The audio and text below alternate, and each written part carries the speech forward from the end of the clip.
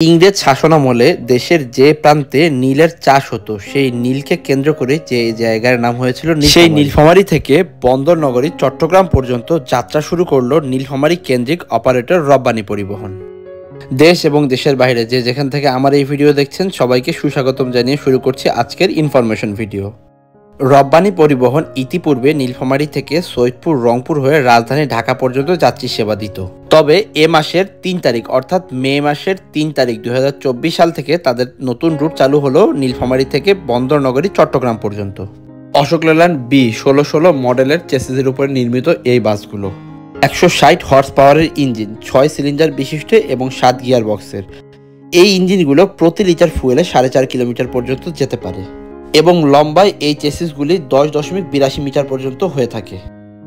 বাংলাদেশের চলমান বেশ কিছু অপারেটর এই চেসিসের উপরে বাস নির্মাণ করে যাত্রীদের যাত্রী সুবিধা দিচ্ছে।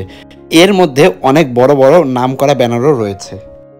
রব্বানী পরিবহনের সেই ধারাবাহিকতা বজায় রেখেই অশোক লেল্যান্ড B1616 মডেলের বাস দিয়েই লম্বা রুটে যাত্রী সেবা শুরু করলো। বর্তমানে তারা ২ ইউনিট নতুন বাস দিয়ে অর্থাৎ প্যাকেট বাস দিয়ে এই রুটে যাত্রী সেবা দেবে। এ বাসগুলো নীলফামারী থেকে যাত্রা করে সৈয়দপুর, রংপুর, পলাশবাড়ী, পীরগঞ্জ, গোবিন্দগঞ্জ, বগুড়া, ঢাকা হয়ে চট্টগ্রাম পর্যন্ত যাতায়াত করবে। এই বাসগুলোর বর্তমানে ভাড়া নির্ধারণ করা হয়েছে নীলফামারী থেকে বন্দর নগরী চট্টগ্রাম পর্যন্ত ১৩০০ টাকা। তবে রংপুর অথবা বগুড়া থেকে উঠলে ভাড়া কিছুটা কম হবে আশা করছি। ইকোনমি ক্লাস 2:2 ফরমেশনে ১০ সারিতে লাস্ট রোতে ৪ সিট ইউজ করে সর্বমোট ৪০টি সিট অ্যাপ্লাই করা হয়েছে এই বাসে। সবগুলো সিটই ফোল্ডেবল এবং প্রতিটি সিটের সাথে হাত রাখার জন্য হাতল এবং ঘাড়ের দিকে নেক রেস্ট এবং হেড রেস্টের সুব্যবস্থা রাখা হয়েছে।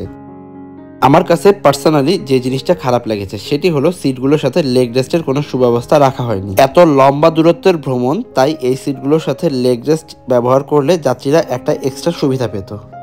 নীলফামারী থেকে আরও বেশ কিছু অপারেটর বন্দর নগরী চট্টগ্রামের উদ্দেশ্যে যায়। এর মধ্যে রয়েছে নীলফামারী কেন্দ্রিক আরেক অপারেটর তয়েজ এন্টারপ্রাইজ, এছাড়াও হানিফ এবং শ্যামলী তো রয়েছেই।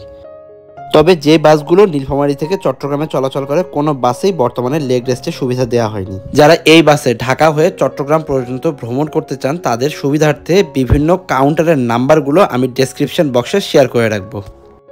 এই বাসটি প্রতিদিন বিকাল ৪টা ৩০ চট্টগ্রামের উদ্দেশ্যে রওনা হবে এবং অপর প্রান্ত অর্থাৎ চট্টগ্রাম থেকেও নীলফামারীর উদ্দেশ্যে বিকাল ৪টা ৩০ রওনা হবে।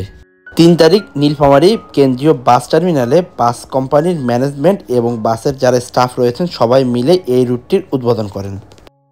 আশা করছি রব্বানী পরিবহন নীলফামারীর যাত্রীদেরকে একটি ভালো যাত্রী সেবা দিয়ে তাদের পাশে থাকবে সবসময়।